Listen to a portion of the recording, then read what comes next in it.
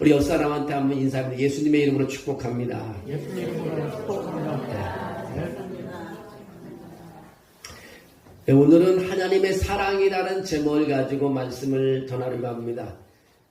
예수 믿는 사람들의 대부분이 성경 66권 중에서 성경 한 절을 외우라면 요한복음 3장 16절을 가지고 외웁니다. 교회를 10년 다닌 사람도 요한복음 3장 16절을 안 외우며 사람들이 가짜라네요. 하나님이 세상을 이처럼 사랑하사 독생자를 주셨으니 이는 저를 믿는 자마다 멸망치 않고 영생을 얻게 하려 하십니다. 여러분, 하나님이 여러분들을 사랑하는 줄로 믿습니다. 하나님은 사랑이십니다. 그 사랑 때문에 우리는 죄에 빠져도 결코 버림받지 않습니다.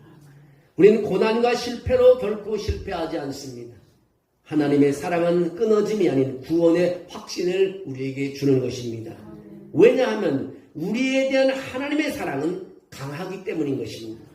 영원히 깨지지 않는 하나님의 사랑은 우리와 함께하고 있음을 믿으시기를 주의 이름으로 축원합니다.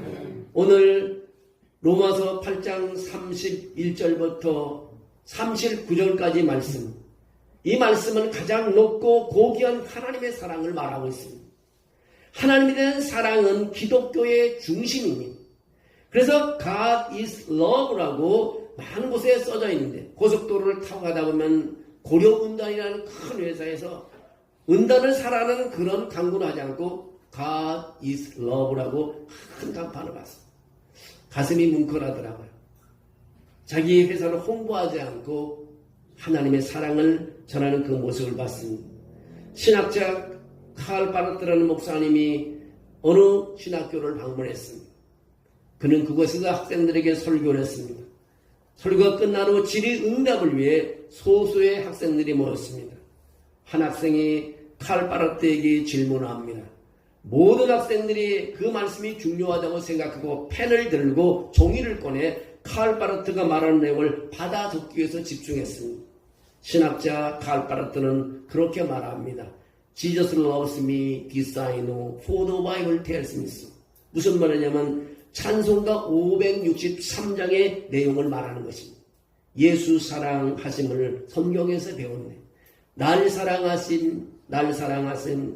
사랑하신 성경에 쓰였네. 이것이 바로 기독교의 삶의 요약이라는 것입니다. 하나님에 대한 사랑은 기독교의 중심입니다. 여러분이 손에 쥐고 있는 성경은 하나님이 우리에게 보내주신 사랑의 편지라는 것입니다.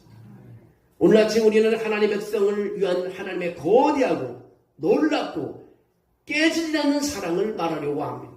이 시간 하나님의 강한 사랑을 크게 느끼시기를 주의 이름으로 축원합니다. 바울이 우리를 위해 로마서 8장 31절에서 39절까지 기록한 것처럼 하나님이 우리에 대해 주신 사랑의 노래는 우리는 멈추지 말아야 합니다. 오늘 31절에 그렇게 말하고 있습니다. 그런즉 이 일에 대하여 우리가 무슨 말하리요? 만일 하나님이 우리를 위하시면 누가 우리를 대적하리요?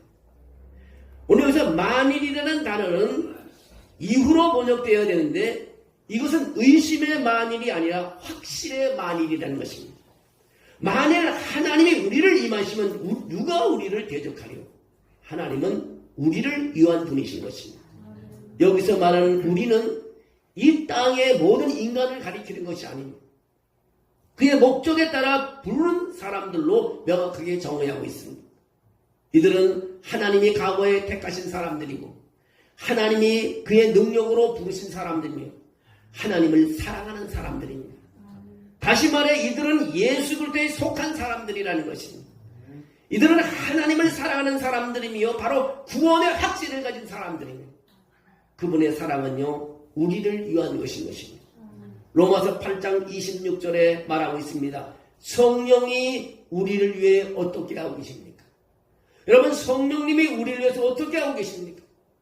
오늘 로마서 8장 26절에는 이와 같이 성령도 우리의 연약함을 도우시나니 우리는 마땅히 기도할 바를 알지 못하나 오직 성령이 말할 수 없는 탄식으로 우리를 위해서 친히 간구하시니라고 말하고 있습니다.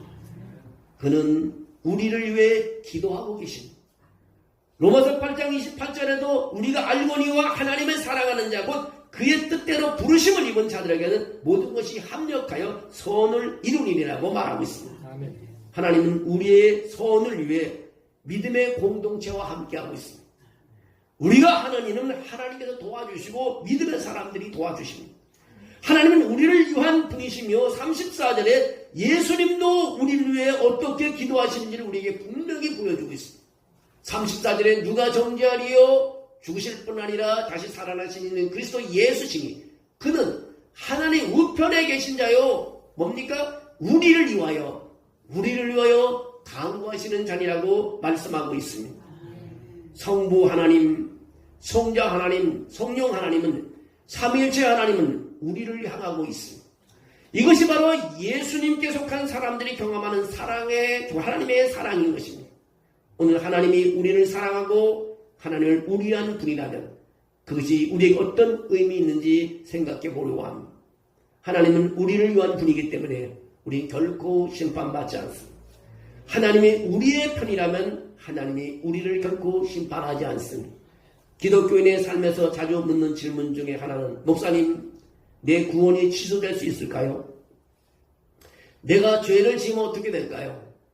실패하면 나는 어떻게 되나요? 내가 하나님의 은혜를 잃게 될까봐 걱정입니다. 내가 유죄로 심판을 받게 되나요? 성령으로 충만한 바울은요, 그 대답을 33절과 34절에 대답하고 있습니다. 누가 능히 하나님께서 택하신 자들을 고발하리? 의롭다 하시는 하나님이시니 누가 정죄하리요? 죽으실 뿐 아니라 다시 살아나신 이는 그리스도 예수시니 그는 하나님 우편에서 계신 자요 우리를 위하여 간구하신 자라고 말하고 있습니다. 하나님이 과거에 선택한 사람, 하나님이 강력하게 부른 사람, 누가 그들을 고발하겠습니까? 누가 하나님의 자녀를 정당하게 심판할 수 있을까요? 누가 하나님의 자녀를 기소할 수 있을까요? 하나님의 자녀를 기소할 자는 마귀뿐인 것입니다. 그의 이름은 디아볼로스라고 합니다. 디아볼로스라는 것은 바로 사탄 마귀를 말합니다. 마귀의 뜻이 무엇인지 아세요? 고발자, 비방자라는 것입니다. 요한계시록 12장 10절에 마귀가 형제의 고발자라고 말하고 있습니다. 이것이 바로 마귀가 하는 일입니다.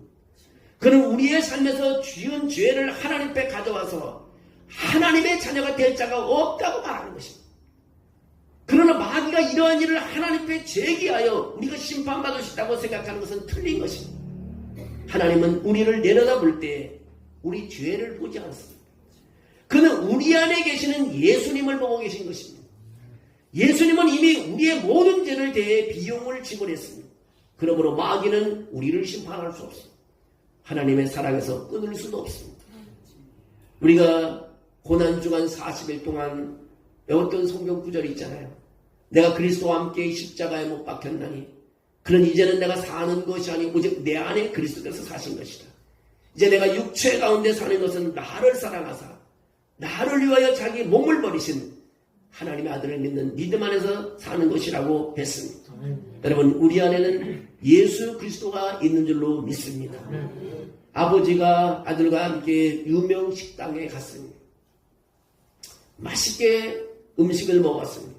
배부르게 먹었습니다. 아들을 보고 아버지가 말합니다. 아들아, 이제 돌아가자 했더니 아들이 그렇게 말하는 겁니다. 아빠, 아직 돈을 지불하지 않았는데요. 아버지가 아들에게 말합니다. 이미 지불했다. 아까 주인에게 내가 신용카드를 줬는데 너가 보지 못했구나. 너가 정 못 믿겠다면 내가 한 번 더 돈을 지불하겠다 했더니 아들이 그렇게 말합니다. 아버지, 한 번이면 충분합니다. 두 번까지 계산할 필요가 있겠습니까? 예수님이 우리의 모든 죄값을 지불하셨다면 더 이상 지불할 필요가 없습니다. 하나님은 이중으로 지불하기를 원하지 않습니다. 예수님이 이미 모든 것을 지불하고 판결이 확정되었기 때문에 더 이상 하나님의 자녀가 기소될 필요가 없습니다. 이것이 뭡니까? 하나님의 사랑이라는 것입니다. 다시 말해 하나님보다 더 높은 법정은 없습니다. 그분이 최고의 법정인 것입니다. 인간도 예언자도 천사도 악마도 하나님의 판결과 형기를 뒤집어 볼 수가 없습니다. 왜요? 우리의 죄값을 위해 십자가에 죽은 그것은 바로 예수 그리스도이기 때문인 것입니다. 우리의 모든 죄를 완벽하게 갚은 것은요, 그리스도의 죽음이었습니다. 그는 반쪽짜리 일을 하지 않았습니다. 그는 다 이루었다고 말했습니다. 그의 십자가에 대한 희생은 확실한 대가를 치루었습니다. 제가 영한 사전복음이라는 책자를 여러분에게 나눠줬는데 가져갔는지 모르겠는데 그 책자에 이런 내용이 있습니다. 감리교회 감독을 지냈고요, 유명한 교회 간행물 편집자인 큐비 박사라는 분이 그의 생애 가운데서 하나의 아름다운 사건을 남겼습니다. 그가 세상을 떠나기 조금 전에 하룻밤에 다음과 같은 꿈을 꾸게 됐습니다. 그가 죽어서 천국문에 이르렀습니다. 거기서 그는 한 천사를 만나서 천국에 들어가도록 허락을 요청했습니다. 천사가 당신 누구냐고 물었습니다. 나는 감리교회 감독을 지냈으며 교회 간흥문의 편집자며 큐리 박사라고 대답을 했습니다. 그랬더니 천사가 말하기를 그렇게 말합니다. I don't know you. I never heard of you before. 나는 당신을 모르고 전에 당신에 대해서 들어본 적도 없습니다. 이 박사가 너무 이 목사님이 충격을 받은 겁니다. 조금의 그는 다른 천사에게를 만나서 같은 이야기를 했습니다. 그 천사도 나도 당신을 모릅니다. 같은 말을. 마치는 천사 중 하나가 말하기를 그러면 우리는 당신을 모르니까 재판장에게 가서 그분이 혹시 당신을 알고 계신지 한번 물어보자고 했습니다. 그들은 보좌 앞에 가서 그의 생애와 교회를 위해서 한 일, 자기가 세상에 선한 일이라는 일, 많은 일 재판장에게 다 구했습니다. 그런데 재판장으로부터 대답이 그럽니다. 나는 너를 전혀 알지 못한다. 그의 마음은 너무 절망하고 캄캄해졌습니다. 그때 갑자기 그의 옆에 그 머리에 가시면류관을 쓰신 분이 나타나면서 말하시기를 아버지요, 나는 저를 압니다. 내가 그를 위해서 대답하겠습니다. 그 순간에 천국의 모든 빛파들이 죽음을 당하신 어린 양에 대해서 노래를 크게 하기 시작했습니다. 그는 한나라의 모든 영광 가운데 그 이후로 안내되었습니다. 여러분, 그곳에서는 우리가 행한 주옥 같은 설교라든가 많은 봉사가 쌓여서 그 못에 도달하는 것이 아니라는 것입니다. 아무리 선한 일을 많이 해도 그것에 도달하는 것이 아니라는 것입니다. 우리는 가시관을 쓰신 그분과 함께 인정을 받아야 하며 사랑하신 이분 인자 되신 그리스도 안에서 받으심이 되어야 한다는 것입니다. 그리하면 아버지께서 그의 독생자를 사랑하신 같이 우리를 사랑하신다는 것입니다. 우리는 그리스도께서 그러신 것과 같이 하나님과 함께 서 있게 될 것입니다. 하나님은 우리를 위한 분이기 때문에 우리는 결코 심판받지 않습니다. 부름받은 사람, 믿는 사람, 하나님을 사랑하는 사람은 결코 심판받지 않습니다. 오늘 죄책감 속에 사는 사람들이 있습니다. 내가 하나님을 상대로 죄를 지으면 하나님 나를 미워하실 것인가? 하나님은 나를 정말 벌하실 것입니다. 하나님은 여러분을 바로 잡으실 것이지만 그분은 심판하시진 않습니다. 인간으로서 용서받을 수 없는 죄에 빠지는 순간에는요, 회개하며 용서를 빌면 하나님의 사랑은 아버지의 사랑처럼 우리를 향하는 것입니다. 우리를 향한 그분의 강한 사랑은요, 멈추질 않습니다. 로마서 8장 35절에 말합니다. 누가 우리와 하나님의 사랑을 끊을 것인가라고 말하고 있습니다. 누가 우리를 그리스도 사랑에서 끊으리요? 환난이나 곤고나 박해나 기근이나 적식이나 위험이나 칼이냐. 이 모든 시험 속에서도 그리고 인생의 고난 속에서 박해 속에서 낙담하고 패배하면 하나님의 사랑은 끊어진다는 뜻일까요? 그것은 대답은 아니오라는 것입니다. 위대한 여러분은 승리자입니다. 예수 그리스도가 고통과 박해로부터 면책을 약속받았습니다. 그리스도인의 삶의 기적은요, 우리의 삶에 더 이상 장애물이 없는 것이 아니라 삶의 장애물을 겪으면서 승리자 그 이상이라는 것입니다. 그것이 바로 기독교 신앙의 기적이라는 것입니다. 시편 44편 22절에 이용한 36절에 보면 기록된 대로, 오늘 36절에 기록된 대로 우리는 종일 하루 종일 죽임을 당하게 되며 라고 적혀 있습니다. 오늘 바울은 우리가 고통을 겪고 죽음에 가까운 경험에 도달한다고 말하고 있습니다. 성경에 따른 이 모든 고통 속에서 우리는 승리자가 될 수 있다는 말을 하는 것입니다. 목사님, 내가 고난을 겪는다면, 내가 박해를 받는다면, 내가 극심한 압박을 받는다면, 내가 실패한다면 어떻게 될까요? 연약한 순간에 내가 그분께 죄를 짓는다면 어떻게 될까요? 내가 구원을 잃는다는 뜻인가요? 내가 하나님의 사랑으로 끊어진다는 뜻인가요? 대답은 아니로라는 거예요. 아니오라는 것입니다. 우리는 승리자 그 이상입니다. 여러분과 나는 위대한 승리자인 것입니다. 왜 그럴까요? 여기의 핵심은 그분의 사랑 때문인 것입니다. 그분에 대한 우리의 사랑은 불안정하고 변덕스럽고 반쪽짜리 마음이지만 우리를 위한 하나님의 사랑은 강하고 깨뜨릴 수가 없다는 것입니다. 아이들이 아주 어릴 때 아버지와 함께 길을 걸을 때는 가끔 찻길이나 위험한 건널목을 건널 때 아버지는 아들 손을 꼭 잡고 싶지만 아들이 아버지의 손을 잡기를 싫어합니다. 왜냐고요? 자기도 혼자 걸을 수 있다기 때문에. 자기도 혼자 걸어갈 수 있다는 것입니다. 안전은 유치원 아이보다 아버지의 손을 잡는 것이 더 안전합니다. 누구의 손이 더 강합니까? 인생의 시련을 통과할 때요, 누가 여러분의 손을 잡는 것이 안전합니까? 하나님인 것입니다. 내 스스로 걷는 것보다 하나님이 잡아주면 더 안전한 것입니다. 그분의 사랑이 너무 강하기 때문에 누구도 하나님의 사랑을 끊을 수가 없습니다. 고난의 시기에 정말 하나님은 나를 사랑하는지 의심할 수 있습니다. 그래서 바울이 그분을 통해 과거 시제로 우리를 사랑했다고 말하고 있습니다. 바울이 말하는 것은요, 현재의 시련, 고난, 칼과 위험을 보지 말고 하나님의 사랑을 보라고 말합니다. 하나님의 사랑의 증표는 뭐냐? 갈보리 십자가는 사랑의 뿌리라는 것입니다. 하나님은 우리가 아직 죄인이었지만 그리스도가 우리를 위해 돌아가셨다는 점에서 우리를 향한 그분의 사랑을 증명했습니다. 그분의 사랑의 가장 큰 증거는 뭐냐? 갈보리 십자가에서 약 2000년 동안 증명되었다는 것입니다. 오늘 여러분은 승리자 그 이상인 것입니다. 하나님에 대한 여러분의 약한 사랑 때문이 아니라 여러분에 대한 그분의 강한 사랑 때문인 것입니다. 그리고 이것이 바울이 말하는 것입니다. 그는 영원한 사랑, 깨지지 않는 사랑을 말하고 있습니다. 오늘 여러분의 삶에 시련과 고통이 있어도요, 하나님은 여러분 편에 있습니다. 하나님의 여러분 이외에 계시면 결코 패배하지 않습니다. 여러분에 대한 그의 사랑은 강한 것입니다. 오늘 38절, 39절에 한번 같이 읽어보겠습니다. 38절, 39절.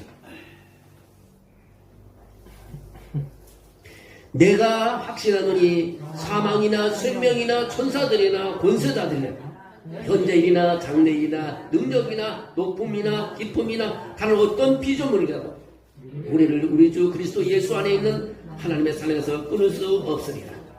아멘. 오늘날 과학자들은요, 원자를 나눌 수 있다고 합니다. 그렇기 때문에 원자를 쪼개면 원자 에너지를 만들어냅니다. 오늘 과학자들은 많은 것을 나눌 수 있지만 우주 전체에서 분열할 수 없는 것이 있습니다. 그것이 무엇일까요? 우리를 위한 그리스도의 예수 안에 있는 하나님의 사랑을 끊을 수 없고 나눌 수 없다는 것입니다. 바울은 이것을 확신한다고 말합니다. 나는 죽어도 생명도 천사도 공권력도 가장 큰 힘, 과거, 현재, 다가올 일들, 가장 끔찍한 것들, 가장 높은 것부터 가장 낮은 것까지 그리스도 예수 안에 있는 하나님의 사랑으로부터 우리를 끊을 수 있는 것은 아무것도 없다는 것입니다. 익숙한 인간의 사랑과는 매우 다른 것입니다. 인간들에게 익숙한 사랑은 조건에 대한 사랑입니다.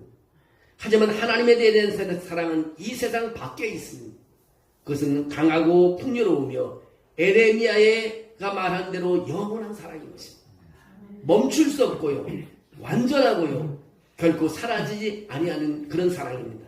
그것이 뭡니까? 하나님의 사랑입니다. 우리가 죄를 지어도 끊어지지 않을 정도로 강한 것은요, 하나님의 사랑인 것입니다.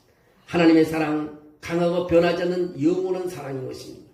바울이 교회를 위해 기도한 것이 바로 이것인 것입니다.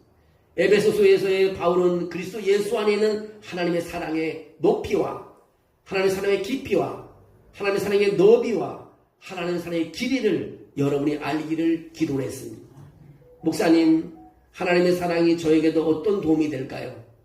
하나님의 사랑을 알면 이것이 제 삶에 어떤 영향을 미칠까요? 여러분, 진정으로 하나님의 사랑을 알게 된다면 변화가 일어나기 시작합니다. 그래서 우리 삶에 변화를 가져옵니다. 인생이 바뀌어지는 것입니다. 그것은 하나님의 사랑만이 할 수 있는 것입니다. 제가 군생활할 때 중대장이 하나 있는데 이 중대장 너무 악해갖고요.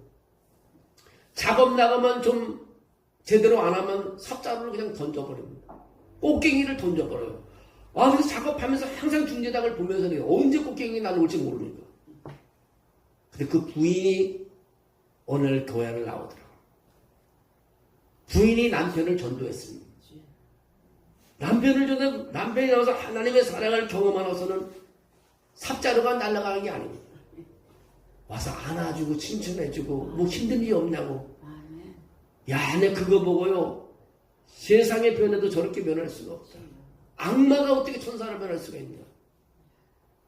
제가 군종병하면서 포병연대에서 포병원에다 군종병원에 가서 그걸 보면서요. 하나님의 사랑이 바꾸지 못하는 것이 없다고 생각합니다. 여러분, 하나님의 사랑은 이만큼 위대한 것입니다. 하나님의 사랑을 알면요, 기도에 큰 격려가 됩니다. 우리가 예배하고 기도할 때 하나님이 내 말을 듣지 않는다고 느낄 필요가 없습니다. 그분은 나의 아버지이십니다. 나의 부르짖음에 귀 기울이신 분이 하나님 아버지이신 것입니다.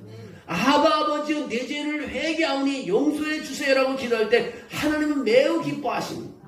하나님은 고통을 겪는 사람에게 큰 희망을 줍니다. 로마서 8장 28절에 우리가 알거니와 하나님을 사랑하는 자, 그때로 부르심을 입은 자들에게서는 모든 것이 합력하여 선을 이루느니라고 말하고 있습니다. 하나님의 사랑을 알면요, 우리가 서로 대하는 방식이 바뀌게 됩니다. 교회가 서로를 사랑하는 방식이 바뀌게 됩니다. 요한복음 13장에서도 하나님이 우리를 사랑한 처럼 서로 사랑하라고 말하고 있습니다. 하나님께서 우리를 이렇게 사랑하셨다면 우리도 서로 사랑해야 한다는 것입니다. 우리의 삶을 하나님의 사랑으로 채우고 그것을 주변 사람들에게 풀어주고 그 사랑이 사람들의 삶으로 흘러가게 해야 된다는 것입니다. 하나님의 사랑은 우리에게 영감을 주고 하나님을 위해 살도록 동기를 부여해 줍니다. 여러분, 오늘 왜 하나님께 순종하나요? 순종하지 않을 때 하나님이 책짓질하고 저주하고 비난할까봐 두려워 때문입니까? 그렇게 생각한다면 잘못된 길을 가고 있는 것입니다. 오늘 하나님께 순종하는 이유는 하나님이 나를 사랑하기 때문인 것입니다. 하나님은 사랑이십니다. 여러분이 불타는 고난의 용광로를 통과하고 있다면 그분은 여러분과 함께 하실 것입니다. 우리를 위해 십자가에서 죽은 독생자 아들 때문에 우리를 더욱 사랑하십니다. 오늘 예수님께 나오십시오. 하나님은 사랑이십니다. 하나님의 사랑을 느끼며 승리하는 삶이 되기를 주의 이름으로 축원합니다. 하나님 감사합니다. 믿음을 따라가게 해주심을 감사합니다. 하나님의 사랑을 느끼게 해주심을 감사합니다.